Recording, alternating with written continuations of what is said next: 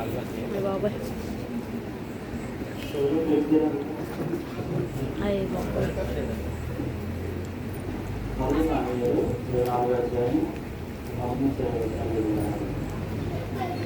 సౌలు ఫిలిష్తీయులను తరుముట అని తిరిగి రాగా దావీదు ఎన్కీది అరణ్యమందున్నానని అతనికి వర్తమానము వచ్చాను. అప్పుడు సౌలు ఇశ్రాయేలులందరిలో నుండి 3000 మందిని ఏర్పరచుకొని వచ్చి కొండ మేకలకు వాసనములకు శిలా పర్వతముల మీద దావీదును తన జనులను బయలుదేరను. మార్గమున్న గొర్రెల దొడ్లకు అతడు రాగా అక్కడ ఒక అరగట కనబడేది. అందులో సౌలు సంకని వార్తికి పోగా దావీదును అతని జనులను ఆ గుహ లోపల భాగంలో ఉండేది.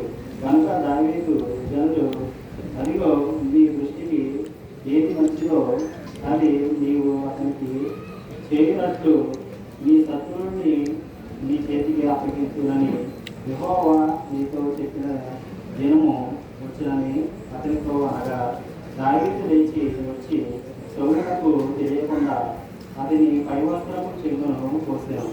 సౌలు పైవస్త్రము తాను పోసినని దావీదు మనసును వచ్చి, ఇతడు యెహోవా చేత అభిషేకము నొందినవాడు కనుక యెహోవా చేత అక్షక్తుడనై నా ప్రభువునకు నేను ఈ కార్యము చేయను. యెహోవా బట్టి అతన్ని నేను చంపను అని తన జనులతో చెప్పాను. ఈ మాటలు చెప్పి దావీదు తన జనులను అడ్డగించి సౌలు మీదకి పోనీయక వారిని ఆపెను.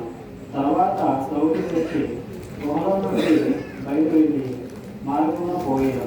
అప్పుడు దావీదు లేచి గుహలో నుండి బయలు వెళ్ళి, నా ఏలినవాడ రాజా అని సౌలు వెనుక నుండి కేక వేయగా సౌలు వెనుకకు చూశాను.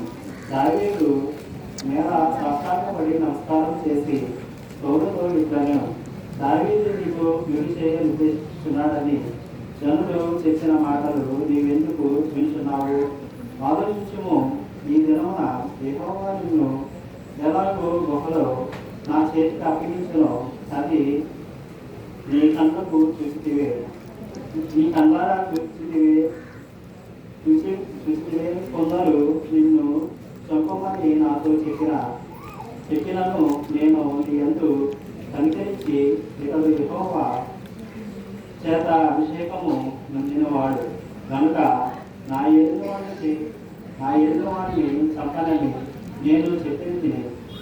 నా తండ్రి చూడుము, ఇదిగో చూడుము, నిన్ను చంపక నీ వస్త్రపు చెంగు మాత్రమే పోసింది కనుక నా వలన నీకు కీడు ఎంత మాత్రమును రాదనియు నాలో తప్పిదము ఎంత మాత్రమును లేదనియు నీవు తెలుసుకునవచ్చును.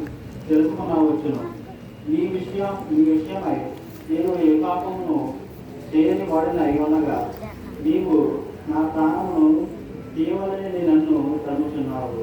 నీకును నాకును మధ్య యెహోవా న్యాయము తెచ్చును. యెహోవా నా విషయమై ప్రకటించును గాని నేను నిన్ను చంపను. పూర్వీకులు సామ్యము చెప్పినట్టు దుష్టుల చేతనే దౌష్ట్యము పుట్టను కానీ నేను నిన్ను చంపను. ఇశ్రాయేలు రాజులు ఎవరిని పట్టుకొన బయలుదేరి వచ్చి ఉన్నాడు, ఏ పాటి వాటిని తరుముతున్నాడు. చచ్చిన కుక్కను కదా విన్నాల్ని కదా. యెహోవా నీకును నాకు మధ్య న్యాయ తీర్పు తీర్చును కదా అనే సంగతి విచారించి నా పక్షమ రాజ్యవాడి నీ వశము కాకుండా నన్ను నిర్దోషిగా తీర్చునుగాక.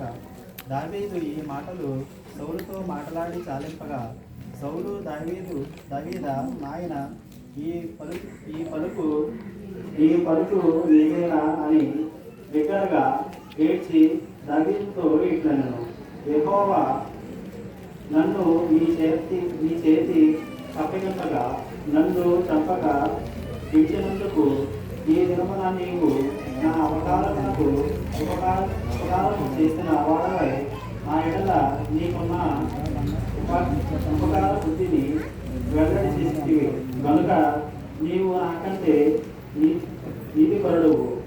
ఒకనికి తన శత్రువు దొరికిన ఎడల మేలు చేసి పంపివేయిన ఈ దినమున నీవు నాకు చేసిన దానిని బట్టి యెహోవా ప్రతిగా నీకు మేలు చేయుగాక. నిశ్చయముగా నీవు